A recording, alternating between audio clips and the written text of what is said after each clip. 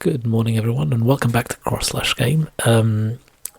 Today I'm doing a short video, and it's because I saw a few days back the news regarding Sony's payout in Australia around the software like games on their PlayStation network not being refundable. So pretty much Sony's misled some consumers or customers down there, and they've obviously come back to haunt them, really, because in the end of the day it was bound to happen.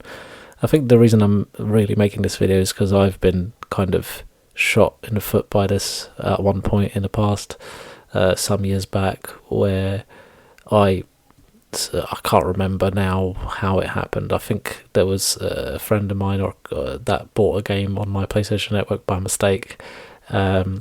This was towards the very beginning, when I was kind of like didn't know kind of how it worked, and I tried to get a refund, and the concept of buying games that wasn't, a disc was alien to me. So when Sony kind of went, well, no, because you've downloaded it, and I'm like, but I've not played the game, I've not touched it, I don't want this on my library of games. It's not something I intended to get. And they obviously went, well, eventually they turned around and they gave me store credit, which is the part that kind of bugs me the most. Is something that I think there has to be a way that there has to be a law or a rule or a policy that is put in place for anything that you buy that is software based, because you're not buying something that's physical. And there has to be a way that Sony can check that you have or haven't played a game. Some sort of activation key that happens every time you press, you play a game. So ultimately, they didn't want to give me the money, and then after a few back and forth, they gave me the money, but not really. They gave me store credit, which means that I can only spend that money on Sony's PSN, which is not a favour to me. It's not like I'm getting that money back. So I felt like when Sony,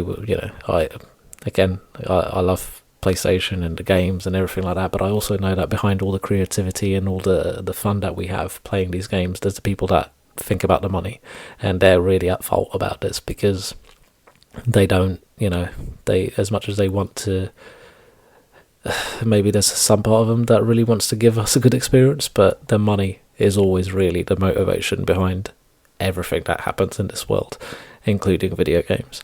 And I felt that this payout was kind of like, hopefully it's a start of something, and hopefully it leads to a tweaking of some of those policies with Sony.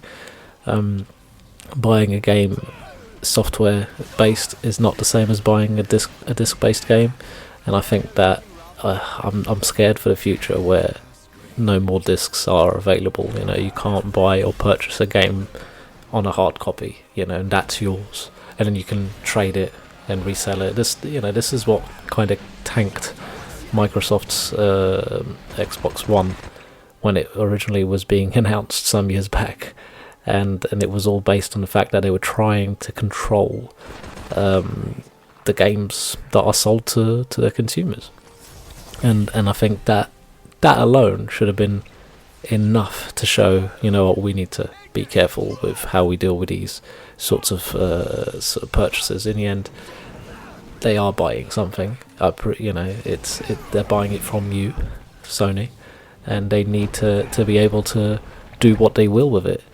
In the end of the day, I appreciate that there has to be some sort of line.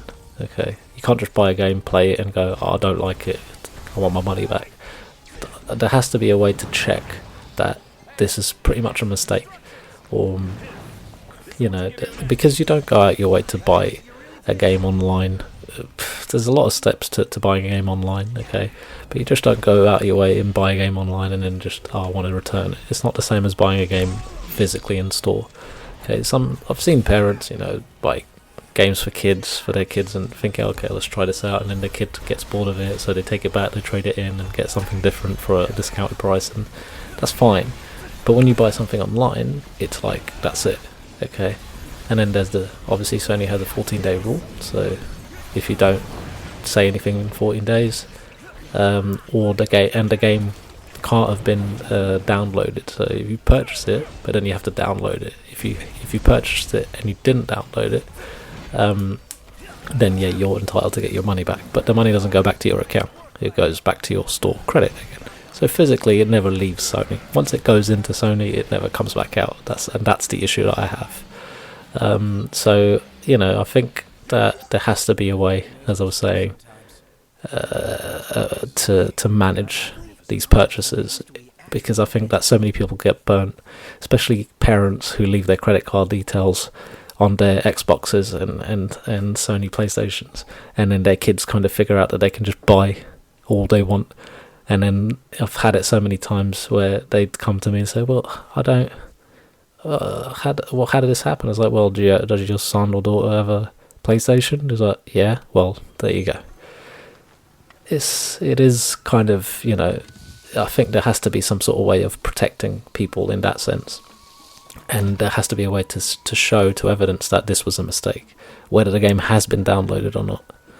So I'm hoping that in the future, and after Sony's payout now, that there's a bit more, I don't know, maybe it's not as easy to just buy a game online, and if something did happen online, that there has to be a way of checking whether the game has been actually played and not just downloaded.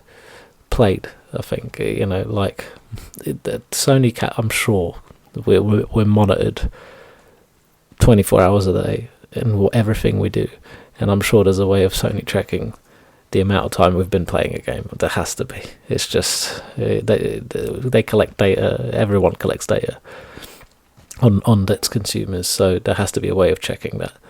And I feel that once they get master that, then if someone does make a mistake, they should be entitled to just get their money back into their own bank account, not into Sony's wallet. It's still in Sony's domain, and I was never comfortable with that. Anyway, thanks for listening. Please comment below if you have something, or if you've been burnt by this before. Like, share and subscribe, that would be lovely, and I'll speak to you guys soon. Take care, till next time.